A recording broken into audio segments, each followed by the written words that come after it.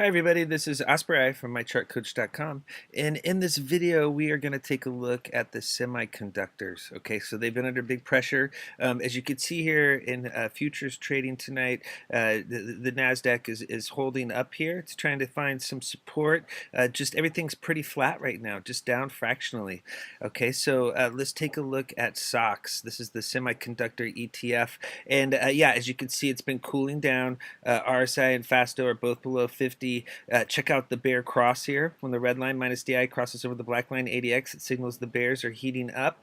And so you can see here, it's been dropping lower. It broke below middle Bollinger Band support. That's the dotted purple line currently at 165.19. It was crucial to hold that 165 level. Dropping below does signal more downside risk. It could start another downtrend. It could start pushing lower, similar to back here where it closed below the dotted purple line and then the long pullback happened. So right now this gap filled between these two candles between the 30th and 31st, and it looks like it's headed down here to test support. You know, somewhere down here between 154 and 156. Look for a technical bounce. If it were to close below 154, the low close down here, that's going to signal more downside risk. Okay, it could come down, test this 152, 151 support zone. Okay, to the upside there is a couple of unfilled gaps above, and in order for it to reverse and to get an uptrend going, for the semiconductors to be bullish again, they have to turn the middle Bollinger Band into support. They have to get back above 165. They have to get back above the 400-day simple moving average at 167. Currently, the candles are forming below every single moving average on this chart. Okay, the candles are writing EMAs 4, 8, and 13 resistance lower, below the middle Bollinger Band, which is the 20-day simple moving average, below the 400, the 300, the 50, the 100, and the 200-day simple moving averages. It doesn't get more bearish than that. So just throwing that out at you. So when it's super bearish, what do? You buy puts, right? So people are trading puts today, and they did well. Look at the percentage gains down here. So yeah, so congratulations everyone that was trading SOXX puts. Yeah, the calls will get a turn on a bounce. The bearish kicking reversal pattern that formed on Friday. Okay, so or back here on yeah, it formed on Friday. These two candles formed. The Thursday and Friday candle formed the bearish kicking, and then that was confirmed today. So it had a bearish reversal confirmation. So now you're on the lookout for a bullish reversal pattern. So you're looking for support, bullish reversal pattern somewhere in possibly that 154 zone. If you look here at the weekly chart, now this is where it starts to get pretty hairball, because you have the 100-week moving average at 160.99 as the crucial level to hold, and it's currently trading below that level, and it looks like it could drop lower.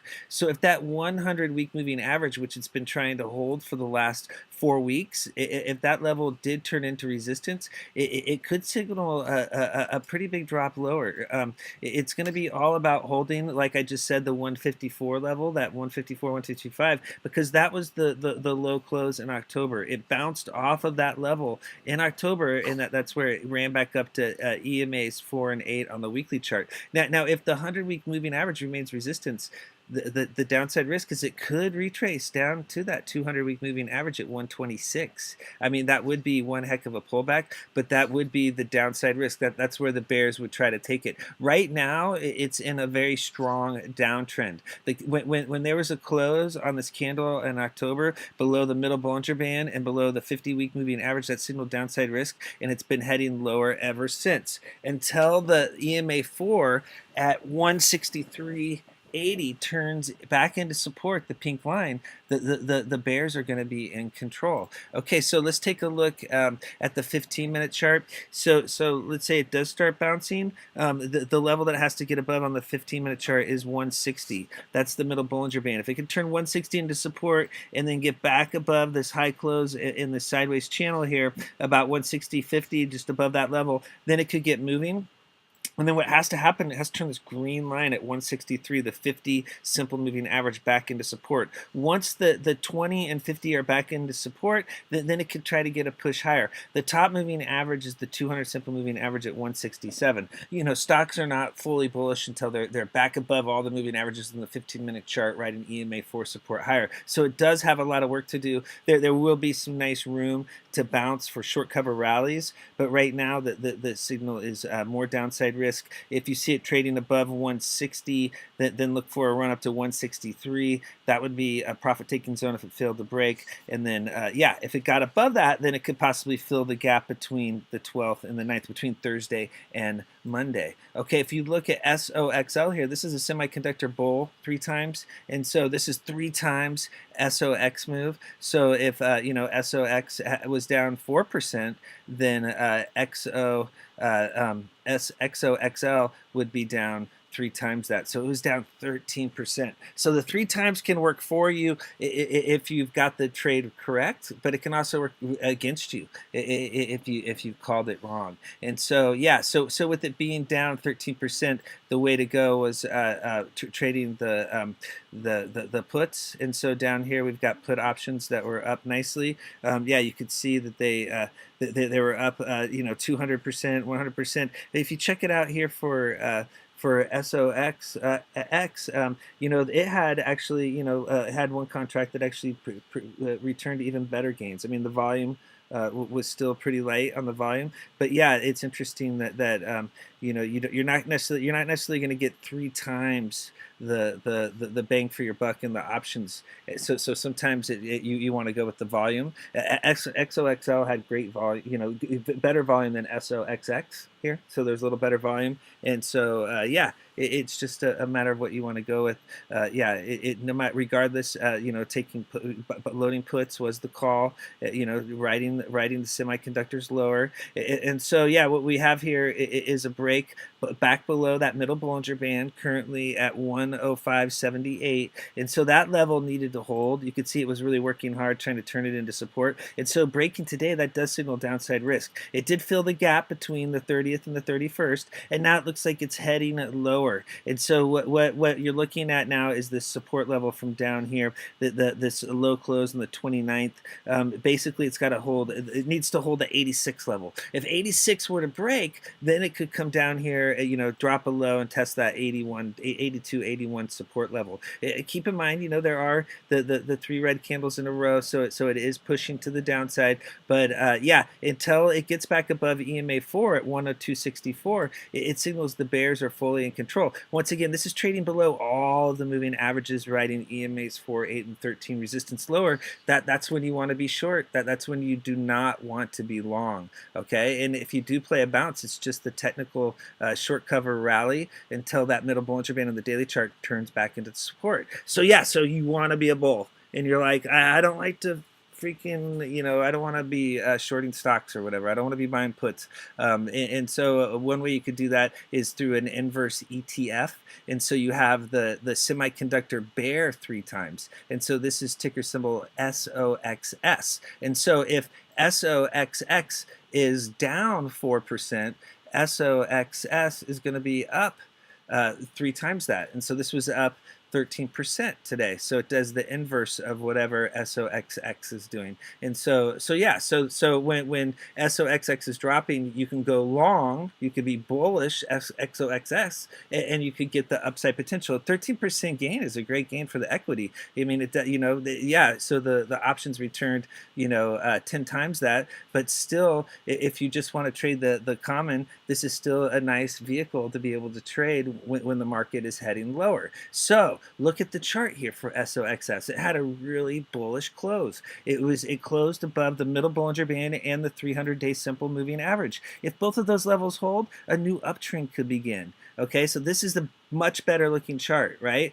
This is what you want to be. This is a pretty chart. this is a really ugly chart, right? And so who cares if you're a bull or a bear? It's just you want to be right. You just want to follow the right pattern. We don't really care about the ticker symbol. What we care about are the patterns, and this is a nice chart pattern. It is up 3 days in a row, and so for this trade to work out, to keep working for the upside, it has to hold 13. If it were to drop below 13, that would signal downside risk, and then that would put SOXL and SOXX back in play. As long as candles are forming above the blue line and the dotted purple line, the 300-day simple moving average and the 20-day simple moving average, which is the middle Bollinger Band, it signals to be long SOXX.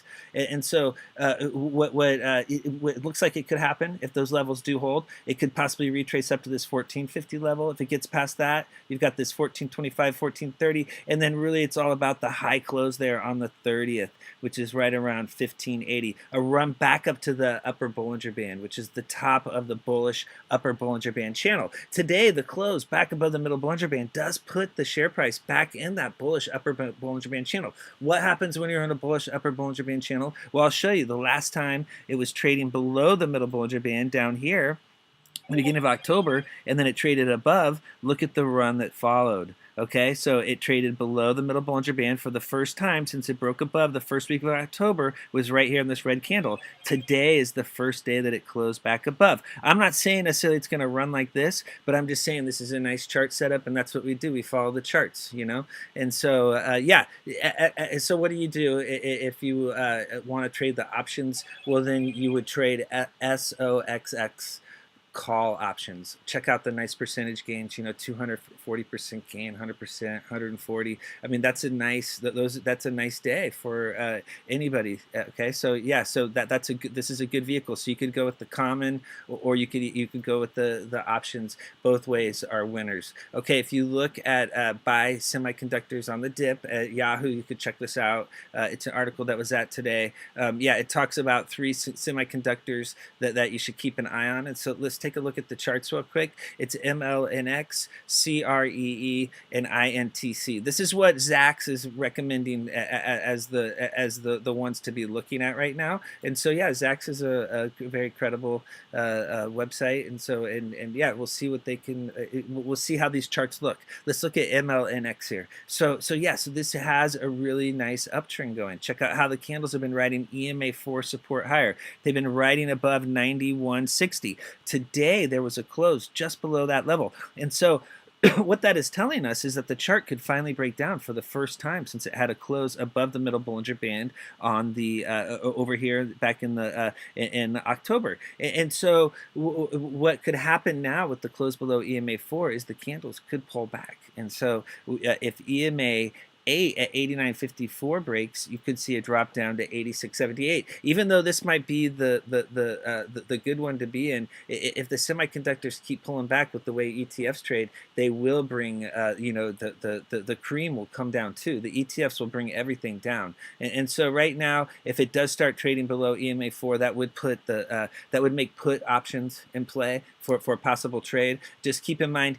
it's really dangerous being long, you know, being in puts when candles are forming above EMA4 on the daily chart. That's when you want to be long calls. As long as EMA4 is holding, it signals more upside potential. Once it drops below and that level turns into resistance, that's when it, you know, pays to be short, similar to back here, you know, when it drops below. And so like right here, it closed below EMA4, and then you had a nice pullback, you know. And so right here, close below, nice pullback, close below, nice pullback. And so that's what's happening now. Close below. Are we going to get the nice pullback? If the semiconductors keep pulling back, it will. If that EMA4 holds, it signals it could head higher. Has to break this high close here, the 93.50 resistance zone. So take a look at CREE. Closed down 4.5% today. Yeah, so this one, it has an interesting setup as well. It's been pushing, you know. It has a nice uptrend going. A good uptrend. The middle Bollinger Band down here turned into support. As long as it's holding down here at 38.61, the uptrend is intact. It has all the moving averages on the chart stacked up in this zone between 39 and 43. So basically, you know, 39 is the bottom and 43 is the top, and it's just in the middle right now. And so going forward, trading above the 100-day simple moving average in 43, that's going to signal upside potential. Okay, you want to be long calls. You want to be riding calls higher. If these levels remain resistance, it could come down here, fill this gap, between Wednesday and or Thursday and Friday of last week and come down and test EMA 8 at 40.68. If it comes down there and tests that level and the semis do pull back further, you could see it pull back, test this 50 and 300-day simple moving averages at 39.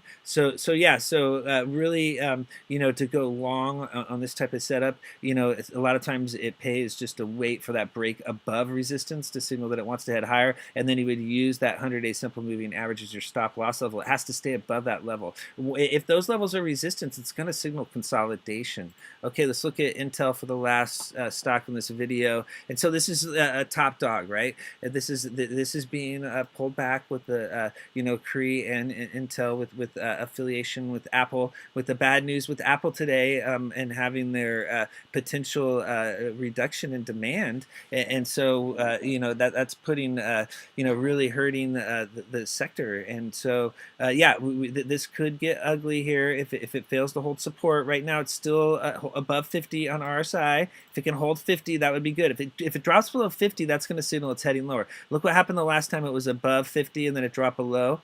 Check it out right here. That's where it headed all the way down to here. Okay. So yeah, you don't want to be holding when that happens. That's an easy sell signal. If you're in a stock and it breaks above 50 like it does right here, and it looks like it's pushing higher. Once it breaks below 50, that is a clear signal that the chart's breaking down, makes it a risk to hold. Also, once it breaks below 80 after trading above, that's also a red flag, and so you have that red flag. So you have multiple, possible red flags here. Another possible red flag is right here. There was one today where you had the red line minus DI crossover ADX. That was a signal the bears are heating up, and then now you have plus DI minus DI pinched. If that red line crosses over the green line, that's going to signal the bears are taking over. That's the same thing that happened right here. And see the red line crossed over the green, and and then the big drop. So that's that's never good. Back here, you have I guess back over here. Notice how those were the drops, and so that's the same thing that we have going on right now. If it crosses over, it could pinch and not cross over, but that crossover on ADX is a red flag. Okay, so as far as the candlesticks go, it's all about the 200-day simple moving average at 49. I mean, that's been the top. Look how many times it's hit that level. It was support. Okay, so it was topped out at the 100-day simple moving average, the gold line. It came down. It found support at the 200. Okay, and then support broke right here in August, and notice how it turned into resistance. And so every time it hits that level, it's the sell zone. So once you have a defined sell zone, every time it hits it, you want to lock in gains until there's a close above. Okay, if there's a close above, then it signals to keep riding. But if there's a close above and then it drops back below, then you have to exit. It becomes the stop loss level. So right now, that was the signal right here, was the lock in gains. If you didn't lock in gains on this day when it traded above and then pulled back below, then the following day on Friday when it closed below without breaking, that was your signal. Okay, it's not breaking resistance. And then today was the payday for the bears and bad news for the holders. And so now it's testing the 300-day simple moving average at 46.58, the blue line. If that fails to hold, you're going to have the middle Bollinger Band and the 50-day simple moving average on deck at 46. So really, it's just going to be all about 46. If it can hold 46, then the uptrend is going to be intact. Okay, because that level broke back here in October, and it's been holding ever since. If it were to break below 46, that's where you could get a pullback. That's where you could have the 43.50 level. Could possibly go back down to 42. It really has to hold 46, or else it could get ugly. Okay, so this is Intel. Apple is bringing down the sector, and it's also weighing heavy on the stock market. So we'll just have to see what's going to happen tomorrow. Many times Tuesday is turnaround Tuesday. We'll see if the bulls can get the bounce. The Nikkei here is under big pressure tonight as well, down over 1%. So and then you do have the VIX up with the markets down. Everything's pretty flat, but just having VIX green is signaling, there is more danger out there. It's just, after such a big drop, are we going to get a technical bounce tomorrow? We'll have to see. It would probably be better for a bigger shakeout and then get a big flush and and then a nice bounce. A big flush would provide a nice trading opportunity off the bottom. If people play the dip too soon, they could drop pull the rug once again later this week. You never know. Lots of headwinds in the market right now. Be careful out there. Take those profits when they're on the table, and please come join us in the chat. All right, thank you. You have to come to the premium chat. All right, thanks.